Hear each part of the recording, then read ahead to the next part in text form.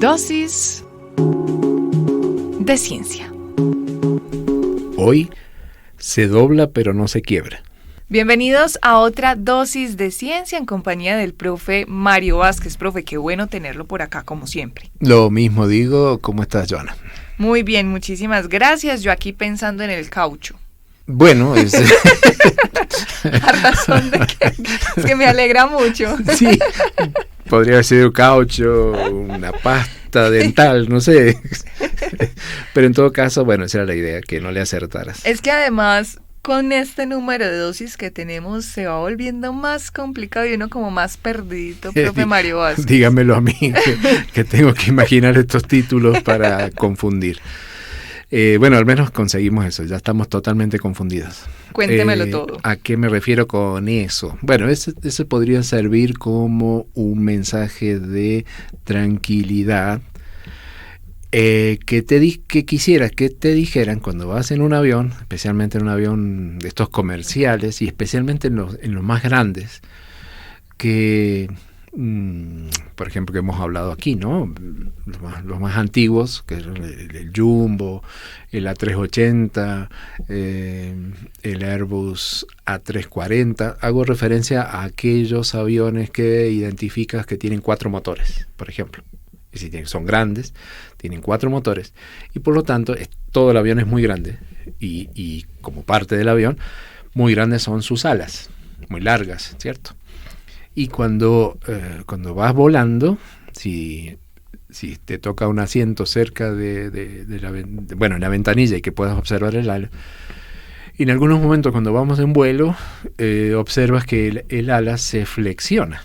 No son totalmente, mientras más largas son, se ve que si hay turbulencia, se mueve. Si no lo habías percibido, entonces si tú miras la punta del ala, vas a ver que se mueve. Y uno se pone nervioso. Y uno se pone un poquito nervioso porque turbulencia, eso se mueve.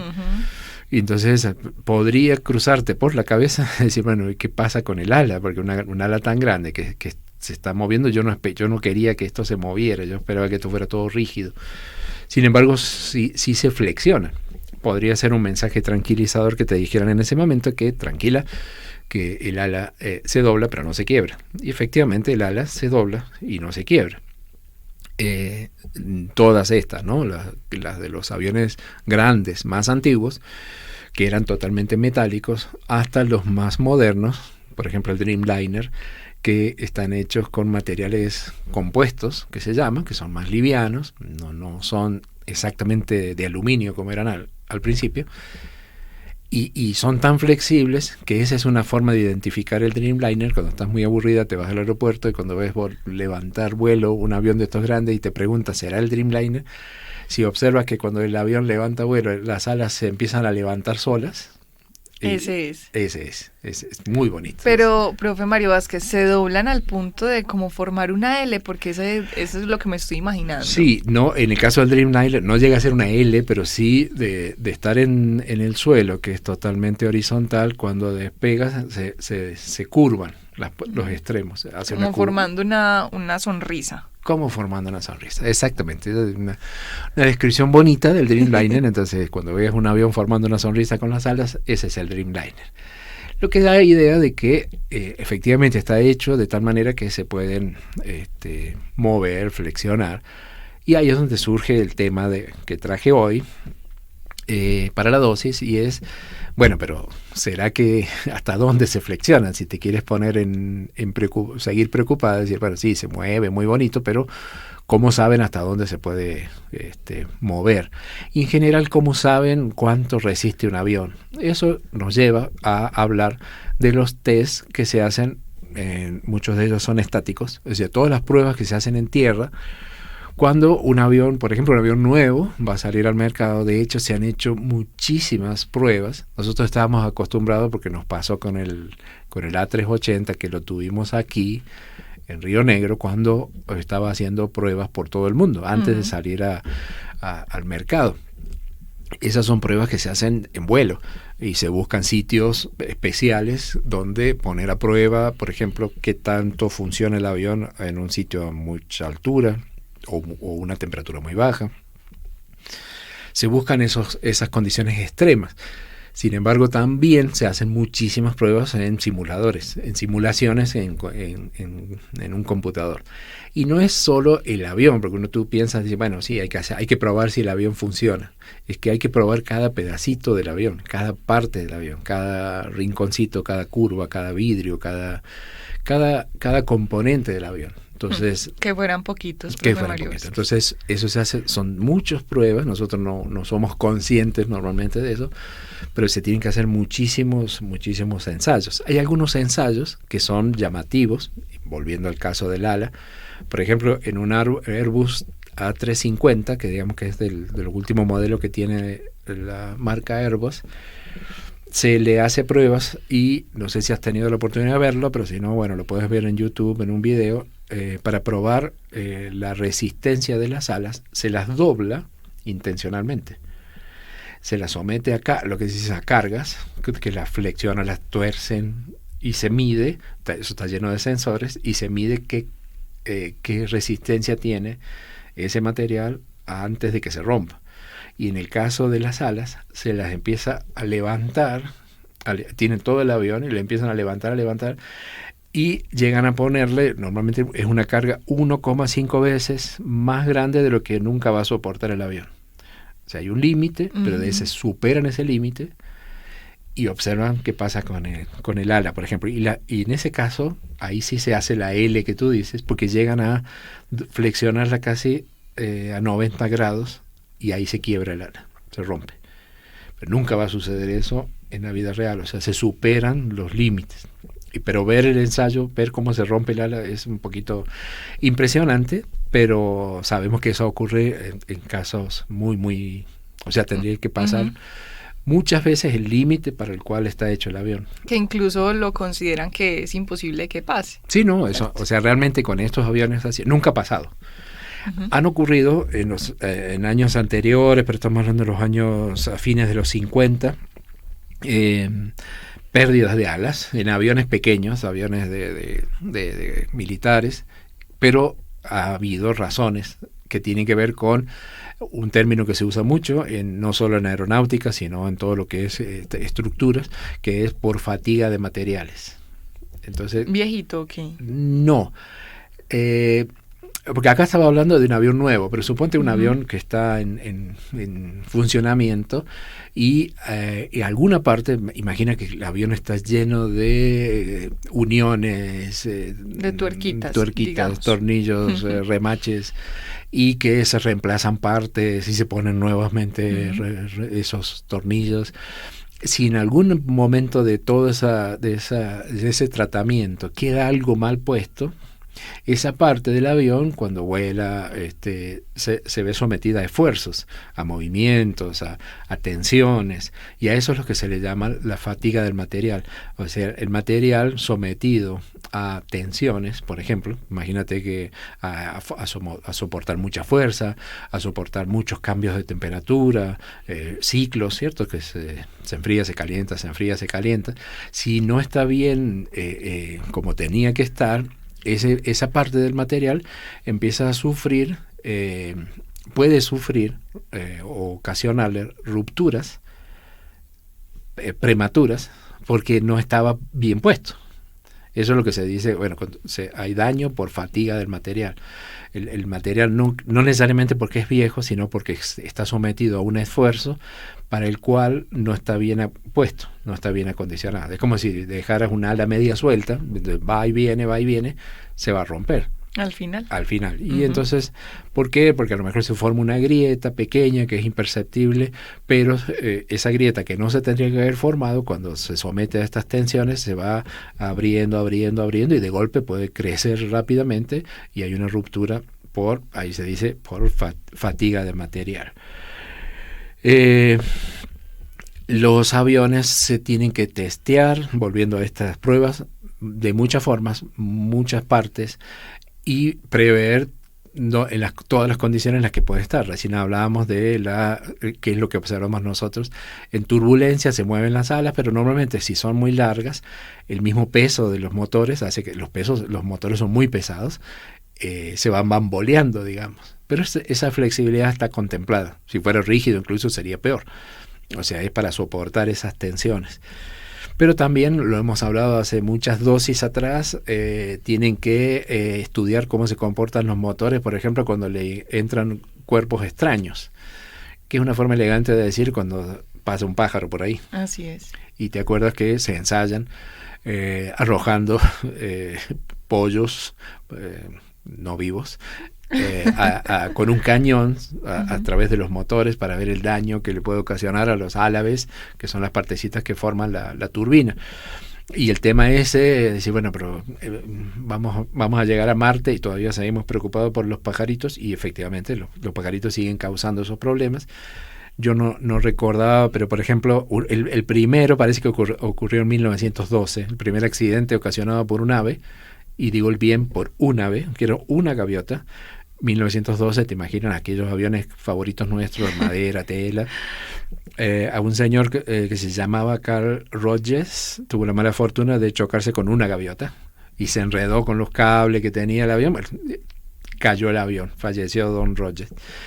Y te acuerdas aquel accidente que dio lugar a películas, incluso en el río Hudson del 2009. Sí.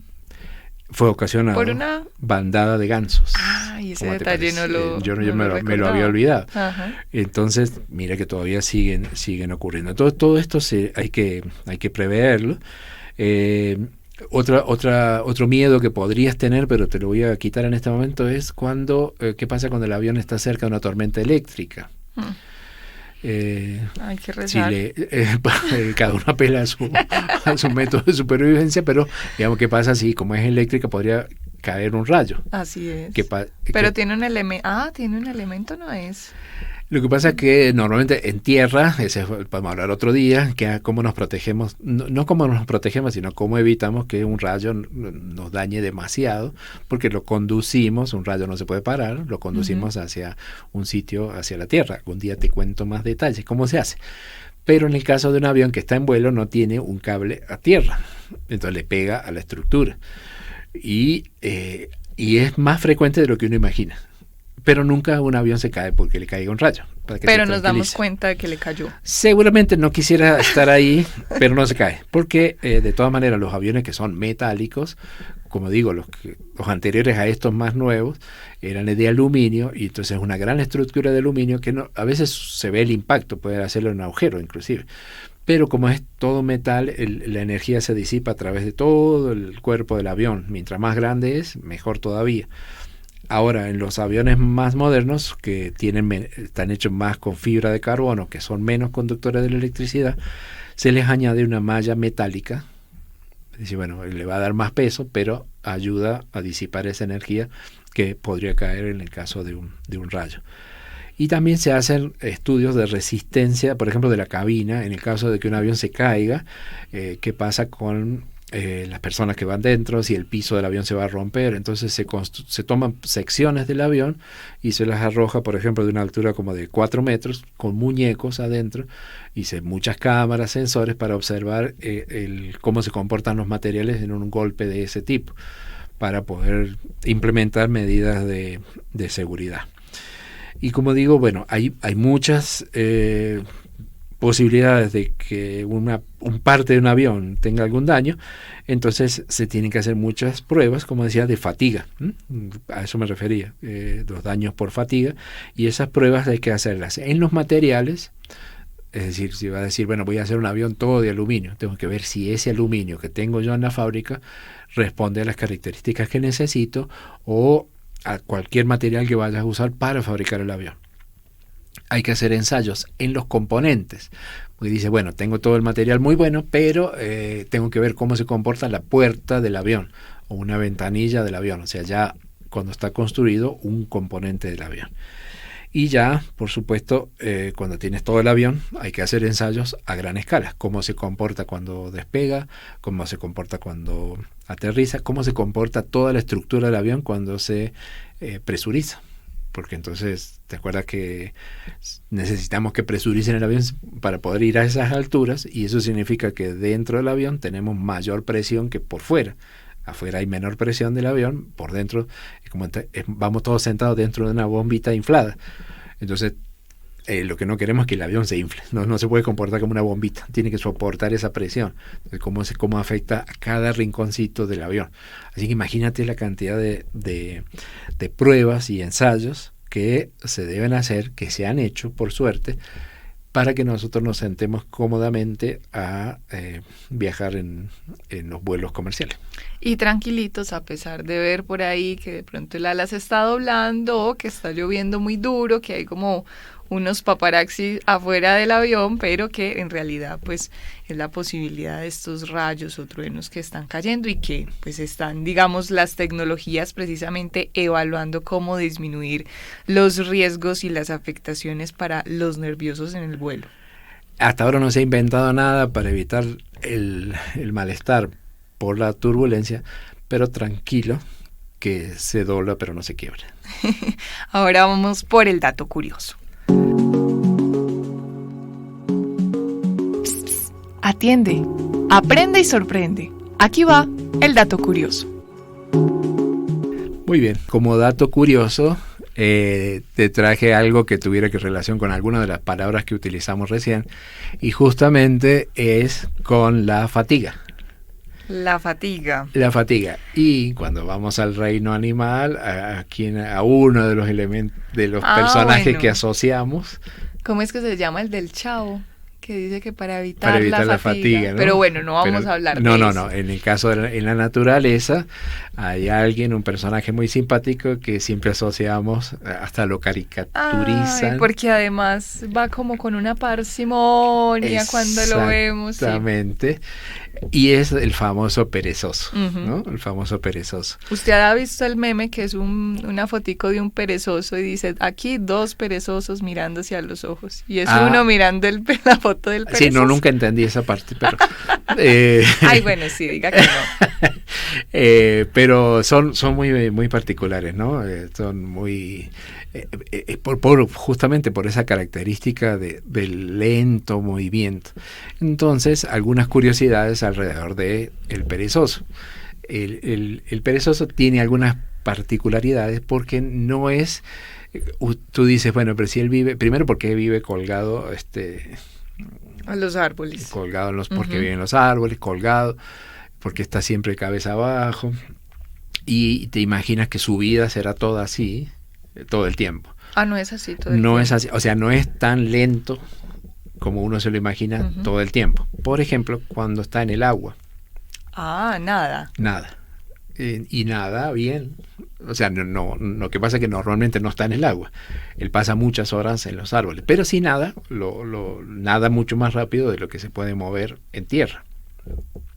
Además, ¿por qué? Porque se la pasa durmiendo.